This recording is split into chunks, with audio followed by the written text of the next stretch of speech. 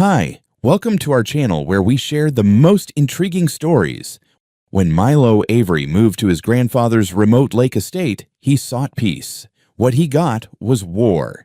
A ruthless HOA, a forged map, and a weaponized lie would turn one man's paradise into a battleground. This isn't just about land, it's about power, and Milo won't back down. When I first pulled up the gravel driveway and saw the reflection of the sun slicing across the still water of Wolf Mirror Lake, I felt something I hadn't felt in years: ownership. Not the kind of ownership you feel holding a title or a deed, but the visceral, blood-in-the-dirt kind. This land wasn't just mine. It was built, shaped, and protected by my family, back when people still understood what the word private meant. I'm Milo Avery, 38 years old, ex-federal land surveyor for the Department of the Interior. These days, I consult privately. Hydrology mostly, reservoir compliance, dam inspections, the kind of thing that makes people's eyes glaze over unless a flood is involved. But this was never just a project. My grandfather, Thomas Avery, spent the better part of the 1970s transforming what was once a floodplain into a controlled basin. With permits from the Army Corps of Engineers and enough paperwork to choke a moose, he dammed the runoff, shaped the shore, and created the lake from scratch. It wasn't scenic coincidence. It was engineering. When I inherited the property, all of it came with me. The lake, the dam, the house, the land surrounding it for nearly 30 acres. The title was cleaner than hospital-grade stainless steel. It was outside any HOA jurisdiction, carved out decades before the neighbors started sprouting up on the East Ridge like mushrooms after a storm. I'd been living there full-time for just over a year. I renovated the old lodge into something resembling modern comfort, added a solar system, installed a smart gate with cameras, and built a floating dock and a fire-lit gazebo overlooking the water. My contract work gave me flexibility, and I'd finally decided to stop renting overpriced boxes in the city. I wanted peace. I wanted quiet. I got neither. It started subtle. A group of kids walking across the far side of the lake, cutting through the underbrush like they'd done it before. Then came the beer cans on my lawn, the barbecue smell drifting over the water on Saturday afternoons. One morning, I woke up to the sound of laughter echoing across the lake, only to find 4 aluminum canoes beached on my southern shore. There were families setting up tents in the open space near the gazebo, my gazebo. Someone even strung fairy lights across the damn thing. I thought maybe it was a one-off. A church group, maybe. A family reunion that got turned around. But the following weekend, it happened again. Then again. Each time, the crowd got bigger. Tents, speakers, folding tables, dogs running off leash. Some guy trying to fish off my dock like he owned it. They left trash, trampled my grass, and someone even had the balls to screw a plastic hook into one of my trees to hang a hammock. The final straw. I walked out one Sunday morning, coffee in hand, only to find someone had tied a pontoon boat to my dock. I don't even own a pontoon boat. There were kids diving off the edge of the pier like it was a public pool. A woman sunbathing on one of my Adirondack chairs, scrolling on her phone like she was at a damn resort. And not a single person had asked for permission. Not once. So I walked over, calmly. No yelling, no theatrics. I passed by a group grilling hot dogs next to the fire pit I built with my own hands and approached the woman lounging on my property like it was a rented Airbnb. Before I could even open my mouth, she turned and gave me a tight smile. "You must be Milo," she said. "I'm Karen Devlin. I'm the HOA president over at Blue Shores." She gestured vaguely toward the eastern bank, where a line of overpriced vinyl and stone houses had been stamped out in tidy rows. "Karen," I said slowly, "this is private property, this entire lake, and everything on this side of the waterline is part of my deed. You're trespassing." Karen let out a condescending laugh, like I'd just told her the sky was green. "Sweetie," she said, "that's adorable, but the lake touches our lots too. You can't just own a lake. It's water. It's shared. And this spot is where we've held our annual neighborhood gathering for the past 5 years." I blinked. "You've been doing this for 5 years?" She shrugged. "Well, maybe not always with tents and grills, but yes, we assume no one lived here. It's always been available." "It was never available," I snapped. "Just because someone didn't stop you doesn't mean it was public. This isn't some forgotten trailhead. This is mine. The dock, the grass, the gazebo, mine." Karen stood, adjusting her massive sunglasses. Milo, we're not here to fight. We're a community. The lake's part of our lives, too. Maybe you could loosen up a bit and be neighborly. She said it with a smile, like she was doing me a favor. I looked around at the chaos. Kids splashing near the dam spillway, someone blasting music from a Bluetooth speaker, a teenager pissing behind a tree, and felt something tighten in my chest. Pack it up, I said. You've got 15 minutes. Karen's smile evaporated. You're serious? Deadly. She crossed her arms, scanned the shoreline like she was gauging her numbers, and said, We'll see what the sheriff has to say about that. And just like that, she turned and walked off, her flip-flops smacking the stone.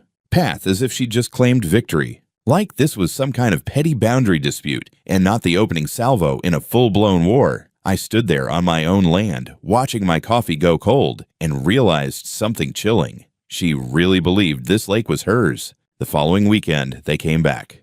Not some of them, all of them. Like the eviction never happened. Like I hadn't told them to get off my property. Like the gazebo, the dock, the shoreline. None of it belonged to me. There were even more people this time, at least 30 heads bobbing around the shore. A DJ booth, an actual DJ booth, had been set up under the pines, and someone was dragging a propane grill across my lawn, scraping the wood of the picnic table I'd just refinished. They had speakers, folding tables with HOA branded signs, and a stack of inflatable paddleboards leaning against my shed. My shed. It wasn't a party anymore. It was a full-blown HOA-sponsored invasion. I walked out to the edge of the property line and stood there with my arms crossed, watching some guy in cargo shorts hook an extension cord into my exterior outlet. I shouted over the music, "Unplug that or I'm calling the cops." He gave me the middle finger without even turning around. Fine. I went back into the house, closed the blinds, locked the door, and calmly dialed the sheriff's non-emergency line. I explained the situation. Private lake, deeded property, trespassers refusing to leave. The dispatcher said someone would be dispatched shortly, and then it all went straight to hell. About 10 minutes later, I saw flashing lights, but they weren't mine. An SUV marked emergency response came barreling down the dirt access trail between my trees. It wasn't the sheriff. It was 911. Someone had called them in a panic. Next thing I know, 2 deputies and 1 EMT are jogging across the grass toward the lake. I step outside, assuming they're here because someone tripped on a root or burnt their fingers on a grill. Nope. One of the deputies sees me, reaches for his belt, and barks, "Hands! Let me see your hands!" I blink, stunned, but comply. What the hell is going on? "Sir, we received a 911 call reporting a man with a firearm threatening children near the dock. Are you armed?" "What? No. I'm the one who owns this damn dock. Keep your hands where we can see them." Next thing I know, I'm face down on my own deck, cuffed like some psycho. The EMT checking in with Karen, who is now consoling 2 teenagers wrapped in beach towels like they've just survived Normandy. "He came out of the woods yelling," she told them. "I was afraid he'd snap. We didn't even know he lived here. The kids were terrified." She said that while staring directly at me, smiling. I don't know if you've ever been zip-tied on your own property while children eat popsicles 10 feet away, and a smug Karen nods at the responding officers like she's hosting a bake sale. But it does something to your soul. One of the deputies pulls my wallet, runs my ID, and starts making confused noises as he scrolls through something on his tablet. "You're Milo Avery?" he finally asks. "Yes," I hiss. "The owner. Look inside the house. Top drawer of the desk. You'll find the deed, the boundary map, the dam inspection reports, the full title chain. Go nuts." The other deputy goes silent for a while. Then slowly, one by one, they start piecing it together. My property, my shoreline, my gazebo, my dock. After 15 minutes of paperwork, apologies, and muttered misunderstandings, they remove the cuffs. One of them even offers to help clear the crowd, but Karen's already walking up with a clipboard and a politician's smile. "I'm so glad we could resolve this peacefully," she tells the officers. "Clearly, there's just a bit of confusion about the lake boundaries." "Karen," I say through clenched teeth, "get your people off my land." She raises a brow. "Milo, it's a community event, our annual tradition. You've stirred up a lot of drama over something that's supposed to be inclusive. We're just trying to celebrate summer. It's not like anyone's hurting anything. You falsely called 911 on a landowner. That's a crime." She shrugs. Well, from where I stood, it looked like a threat. and the HOA has always had access to the water. You can't just suddenly cut people off. I glance at the deputies. Neither is moving. One is very intentionally studying his notepad. The other mutters something about civil matters and needing to review the situation further. I watch, powerless, as Karen returns to her flock, raising her wine glass as someone hands her a burger, like she's just claimed beachfront Normandy. The music picks up again. I head back inside, grab my files, scan everything. I'm not calling the sheriff again. I'm going higher. The next morning, I file a formal report for false 911 call, trespassing, destruction of property, illegal use of utilities. I attach images of the lake's legal perimeter, GPS boundary markers registered with the county, photos of the damage, and a highlighted clause from the original dam construction permit stating full rights of use and maintenance belong solely to the private landholder, me. But I'm not stopping there. Karen just made a move. Now it's my turn. I didn't sleep much after that weekend. Every creak of the porch sounded like another teenager dragging a cooler across my deck. Every rustle in the trees made me reach for the window blinds, expecting to see another tent, another barbecue, another smug HOA member claiming squatters' rights with a goddamn smile. But I wasn't going to sit around sulking in my own house like a hostage. If they wanted to turn this into a legal mess, they'd find out I wasn't some crank with a bad attitude and a copy of Property Law for Dummies. I'd been mapping land boundaries professionally since I was 22. I've worked with federal engineers, county clerks, water rights inspectors. My gloves weren't just coming off, they were being replaced with surgical ones because I was about to go full forensic. I started with the basics, dug out every document my grandfather ever filed regarding the creation of the lake. Most of it was in fireproof lockboxes, the kind that smell like stale paper and old wars. Among them, the original 1974 permit from the U.S. Army Corps of Engineers, authorizing the construction of a small containment dam for private water retention.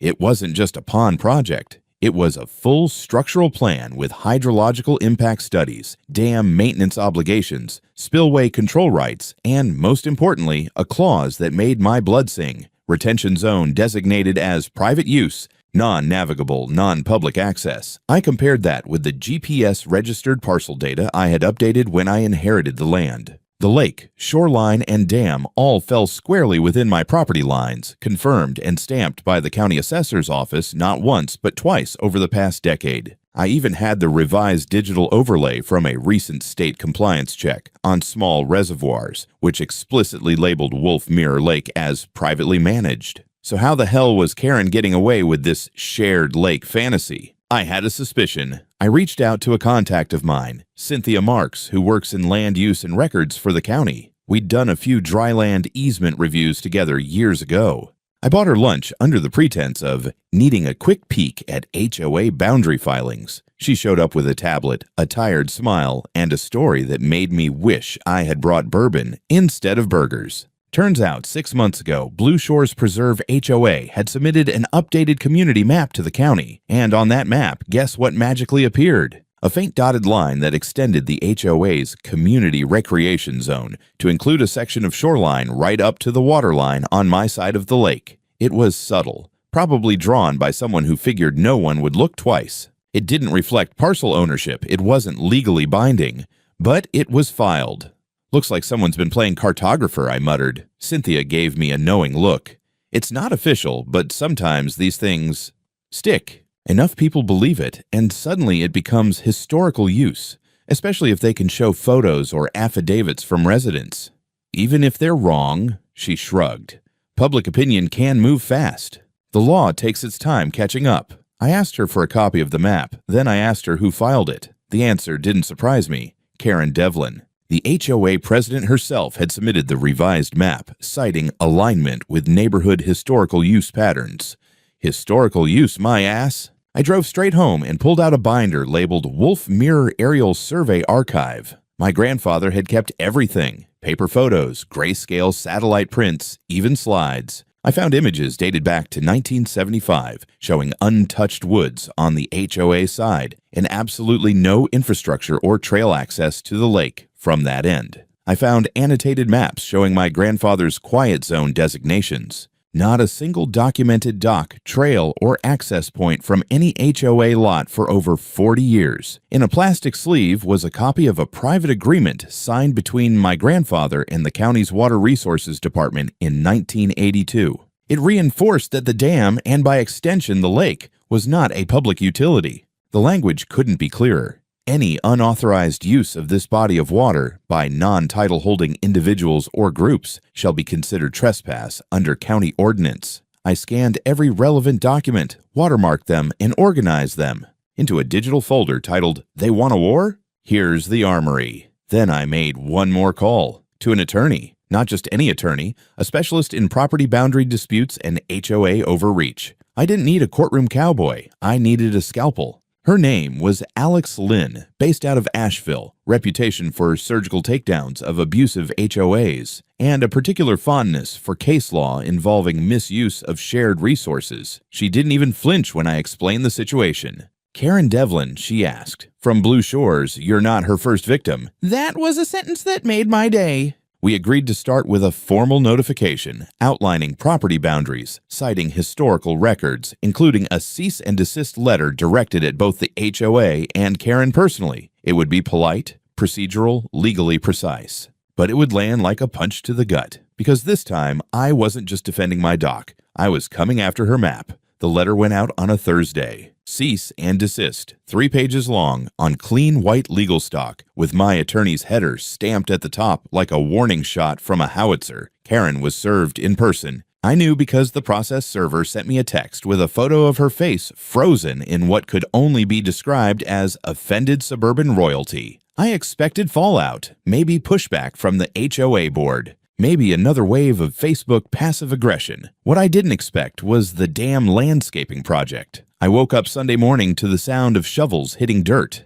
That was never a good sound in my world. I looked out of the front window and saw them. 6 men in Blue Shores HOA shirts unloading bags of mulch and laying down what looked suspiciously like crushed gravel across the tree line bordering my southern slope. I pulled on my boots and made the walk down the wooded trail, and what I saw made me laugh out loud. Short, sharp, one of those bitter laughs that tastes like battery acid. Karen and her army had built a pathway, a literal walking trail about 4 feet wide, complete with cheap wood frame steps carved into the incline. It cut directly across the corner of my land, ran past my water tanks, and terminated near the edge of my fire pit like a goddamn nature preserve entrance. But that wasn't the worst of it. They'd installed signs. Wooden signs screwed into posts, all stained and weather-sealed, with neat white lettering that read, "Public Lake Access, Blue Shores Preserve Trail, HOA Recreational Entry, Respect Nature, No Loud Music After 10 p.m.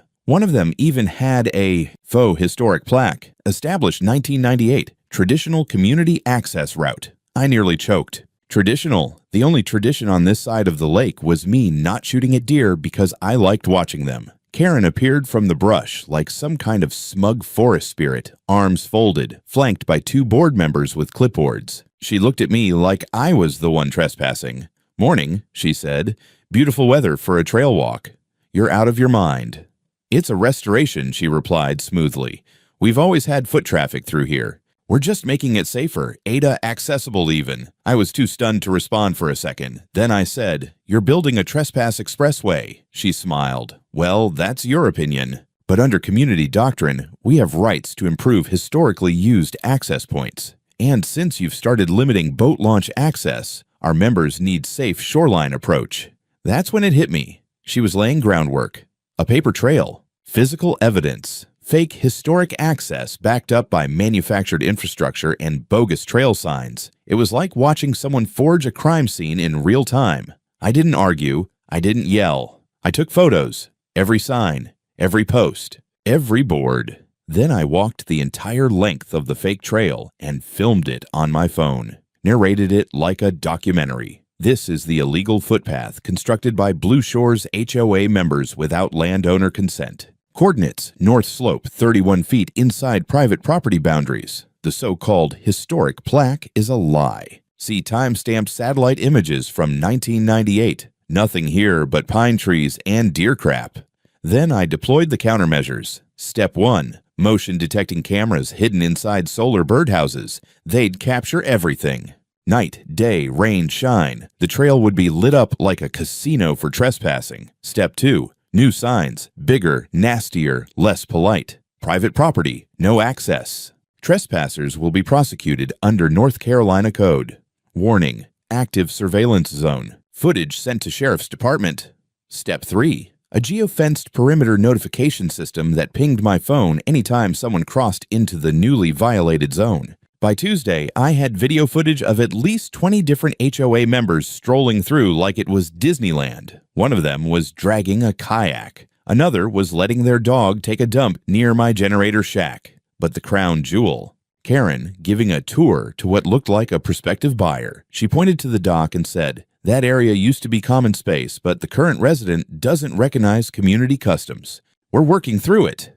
I could feel the lawsuit forming in her throat, but I wasn't just collecting dirt. I was organizing it. By Friday, I had an online archive sorted by event with timestamps, GPS overlays, sign close-ups, and face captures. I even added polite subtitles just in case the court needed help identifying the smug idiots violating property law. Then I called Alex, my attorney. She looked through the archive and said, "Jesus, you've basically created a surveillance-grade HOA horror movie."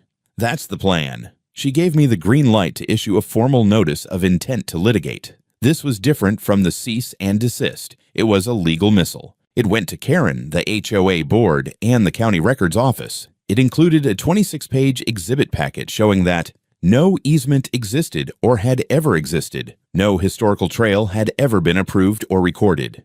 The signs were fraudulent, the construction unpermitted. The so-called access path crossed into restricted environmental buffer zones. It also stated, in plain English, that continued trespassing would result in both civil and criminal action. Karen didn't answer the letter, but she didn't stop either, and somehow, I knew the worst was yet to come. The following week, things got quieter. No kids on the dock, no grills, no folding chairs. The trail was still there, untouched like a dead limb waiting to rot, but nobody walked it. That should have made me feel better. It didn't. I've seen this kind of lull before, back when I worked government contracts on land usage disputes. When things went too quiet, it usually meant the other side had stopped using pitchforks and started using printers. I didn't have to wait long. On Wednesday morning, while sipping coffee and scrolling through email, I got a text from a number I didn't recognize. Just a link and a message. "You're famous now." I tapped it. A local news article opened with the headline, "Lake Access Cut Off by Private Owner. Blue Shores Residents Protest Privatization of Nature." Right below it, a picture of my house, my dock. My face blurred just enough to be legally non-actionable. Karen was in the foreground, wearing a flowy floral blouse and an expression like she was mourning a national tragedy. I read the piece. She was quoted multiple times. For decades, this lake has been a gathering spot for our community. Families have launched canoes here. Children have swum in these waters. It's heartbreaking to see it blocked off by one individual who refuses to recognize shared history. Shared history, my ass. I barely saw a squirrel out there for the first 6 months after I moved in. The article made it sound like I'd built a wall across the Amazon. They even quoted a so-called local environmentalist, some college sophomore with a clipboard and a man bun, claiming the lake was part of a delicate ecosystem that demands public stewardship.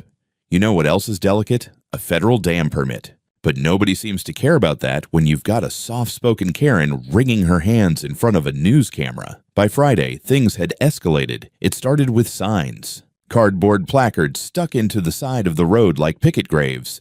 "Let the people swim." "Nature belongs to everyone." "This lake is not your playground, Milo." And then came the protest. No, not a few angry moms shaking fists. This was organized. Over 50 people marched along the HOA side of the lake, holding signs, wearing matching shirts. Someone had printed a picture of me from Facebook and slapped the words "Lake Lord" under it in bold caps. They chanted, they drummed on plastic buckets, they carried laminated quotes from some nonsense environmental blog claiming privatized lakes accelerate ecological collapse. One guy even dressed as a beaver and kept yelling, "You don't own water." Man, I half expected Greenpeace to parachute in. Karen was front and center, of course, giving an interview to a local TV station while standing at the edge of the fake trail, like she was unveiling a memorial. "We aren't against private property," she said, somehow keeping a straight face. "We're just for access. This lake belongs to the spirit of the community. It's always been that way." The camera panned behind her to show the public trail signs her crew had nailed into my trees. I felt my blood pressure spike. They were painting me as a villain, some miserly troll hoarding a lake like gold. And the worst part, it was working. The HOA Facebook page was flooded with support. People I'd never met were sharing hashtags like "You're such Free Wolf Mirror" and "Such No More Lake Lords." Karen even set up a GoFundMe called Restore Community Lake Access, and within 2 days, it had raised over $3,000. I needed to hit back, not with threats, with truth. So I made some calls. A friend of mine, Julie Ricks, ran a regional YouTube channel called Land and Liberty. She'd done exposés on eminent domain abuse and shady zoning laws. When I told her the story, she didn't hesitate. HOA trying to fake a trail and protest a private lake with fake science. Oh, I'm in. That weekend, she brought a drone team, 2 GoPros, and a legal consultant. We filmed everything. Full walkthrough of the property line, the dam construction records, the original Army Corps documentation, the bogus trail, the falsified HOA map. I showed them the surveillance footage, the fake signs, the kayak guy, the dog crapping next to my shed. We even caught a few protesters walking through my yard during the filming. Julie narrated the whole thing like a true Southern-born, steel-spined patriot. This is what happens when you let petty tyranny wear pearls and call itself a neighborhood association. The video was titled, "HOA Tries to Steal My Lake. Here's How I Fought Back Legally." It dropped on Monday. By Tuesday morning, it had over 100,000 views. By Friday, over 300,000. Comments flooded in from all over the country. People were livid for me. For the first time, I was the one getting support. TikTok got hold of it, and suddenly there were memes. Karen pointing at a lake. "We've always had access." Me holding paperwork. "No, you've had trespassing." Teenagers were reenacting the faux historic plaque scene in backyards. Someone made a parody song. "You don't own the moon, Milo." Even the local news had to do a follow-up segment, this time including my side. Karen, she started to crack. I saw her in one clip dodging questions, visibly annoyed, no longer composed. Her veneer was wearing thin, and that GoFundMe. Someone flagged it for fraud. It got pulled. I wasn't just back in the game. Now I had an audience. I didn't expect to become a local celebrity, especially not over a lake.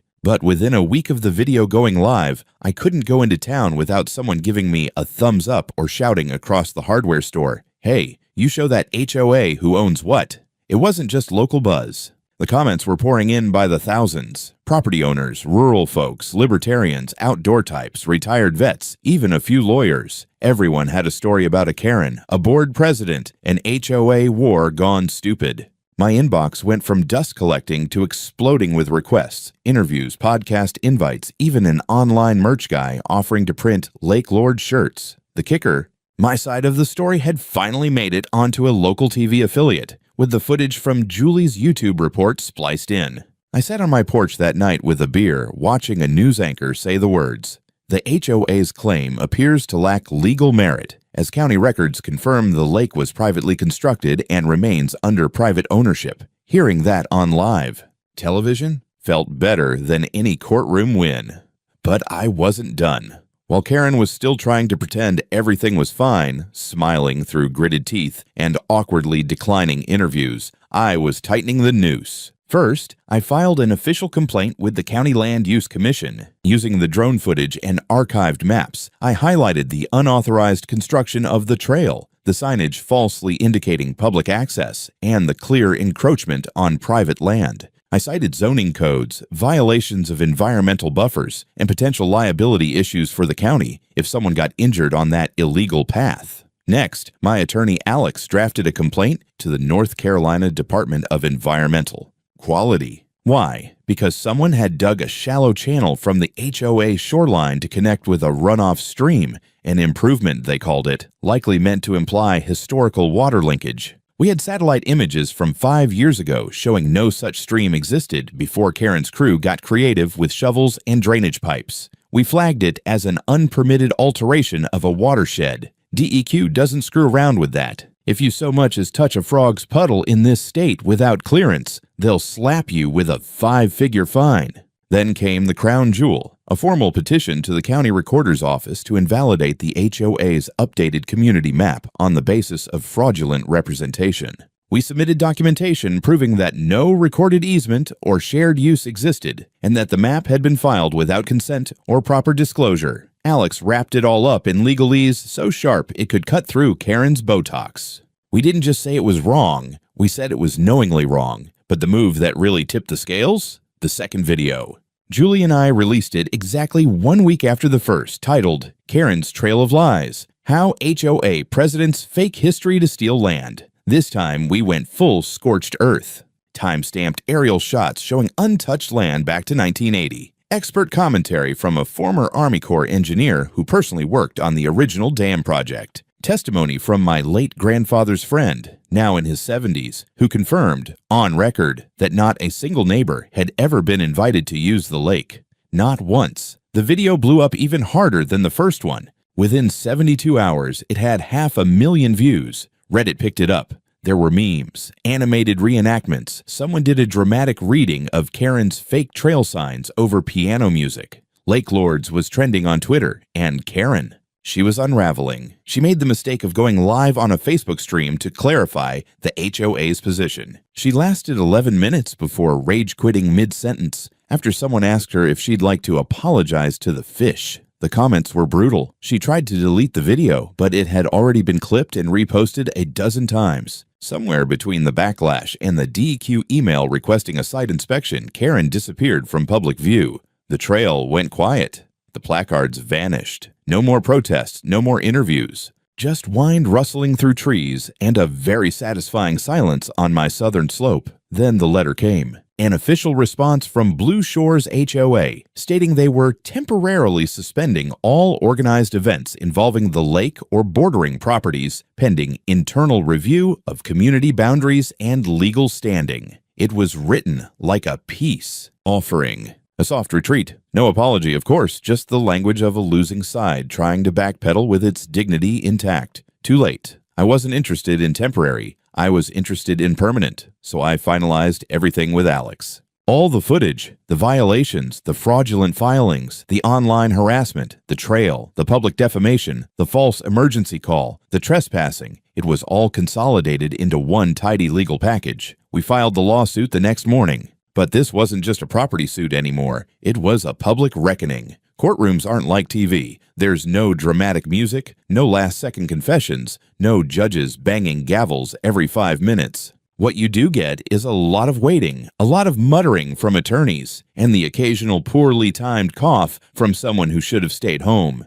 But from the moment I walked into the Buncombe County Courthouse with Alex at my side and 3 binders under my arm, I knew one thing.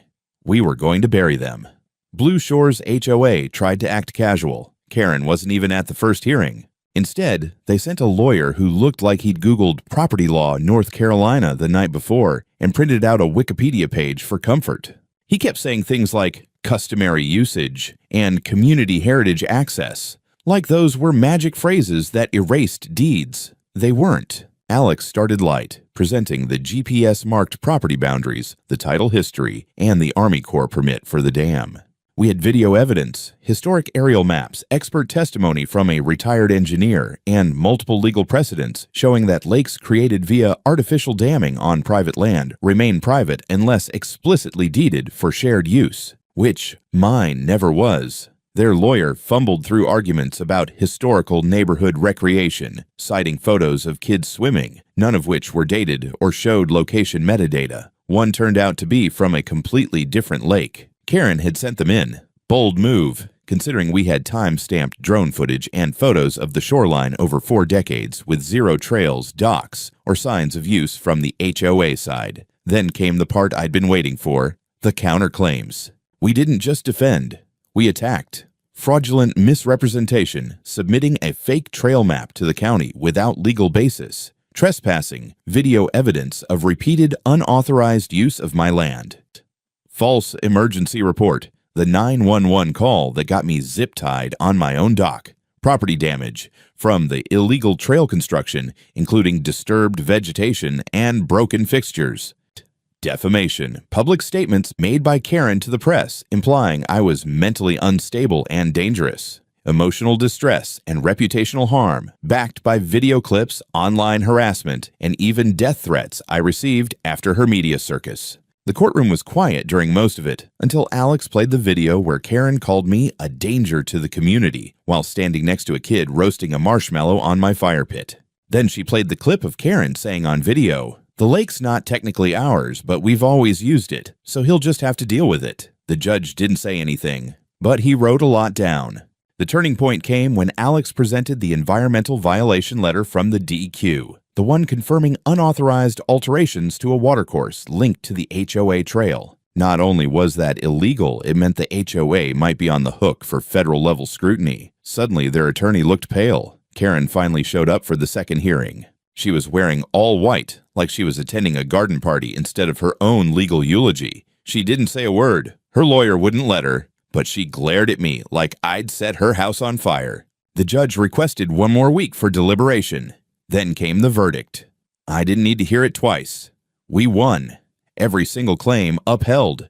The trail was deemed a violation. The signs were labeled deceptive. The 911 call? Knowingly false. The judge ordered the HOA to pay damages totaling $890,000, including full cost of repairing my land, legal fees, punitive damages for the false emergency report, compensation for public defamation and emotional harm, fines tied to the environmental violations. But it didn't stop there.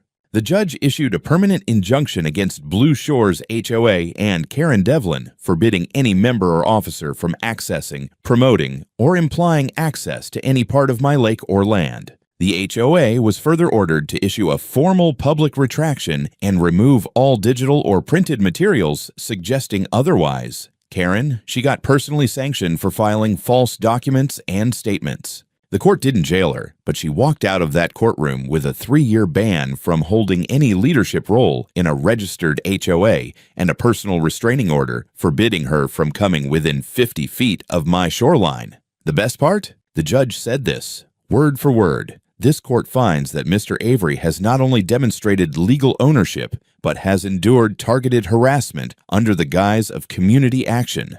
That ends today. Alex shook my hand and said, "This wasn't just a win, it was a public execution." Life got quiet after the trial. No more shouting from across the lake. No kids cannonballing off my dock.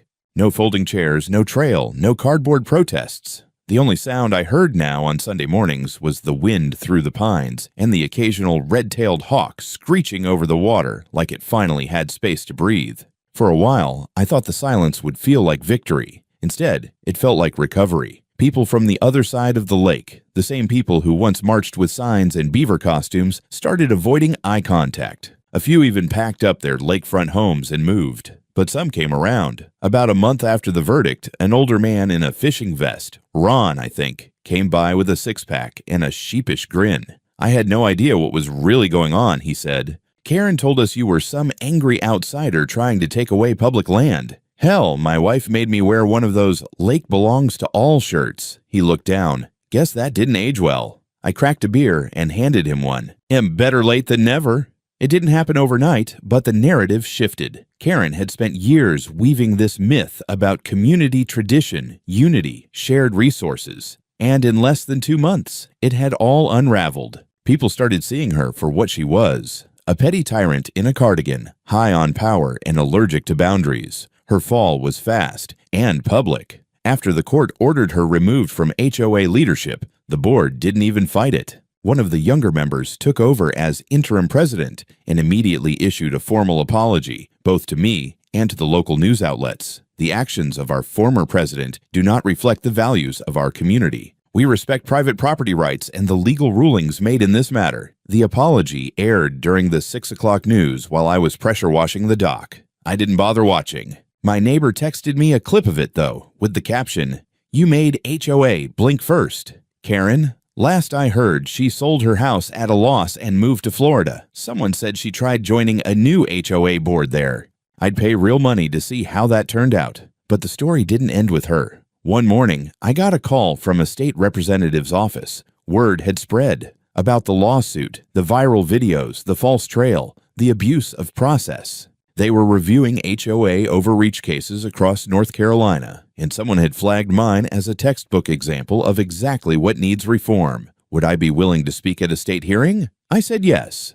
A month later, I stood in front of a committee room in Raleigh, holding up a copy of my deed in one hand and a blown-up photo of Karen's public lake access sign in the other. I told them everything: how one HOA tried to rewrite history, how a lie became an ordinance, and how the only thing that stopped it was ironclad paperwork and a stubborn refusal to shut up.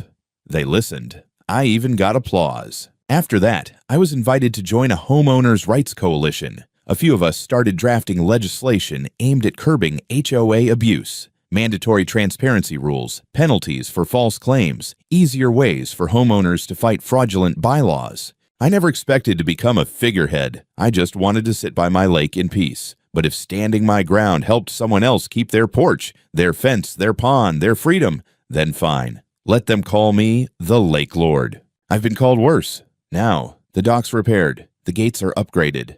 There's a new metal sign at the trailhead, legal, certified, and registered with the county. Private property trespassers will be prosecuted. And just beneath it, in smaller print, we are not responsible for wounded egos. The mailbox is calm.